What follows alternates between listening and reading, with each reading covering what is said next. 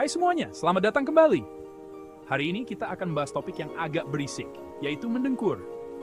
Ya, suara malam yang bisa bikin teman sekamar atau pasangan kesal. Tapi kenapa kita mendengkur dan apa yang bisa kita lakukan? Mari kita bahas. Pertama, kenapa sih kita mendengkur? Nah, ini terjadi karena penyempitan saluran udara saat tidur, sehingga terjadi getaran pada jaringan tenggorokan. Tapi mendengkur bukan cuma soal suara. Mendengkur sebenarnya bisa menjadi tanda masalah kesehatan yang lebih serius, seperti sleep apnea. Tapi jangan khawatir, saya punya beberapa tips dan trik untuk membantu mengurangi atau bahkan menghentikan dengkuran. Tips pertama, perhatikan posisi tidur.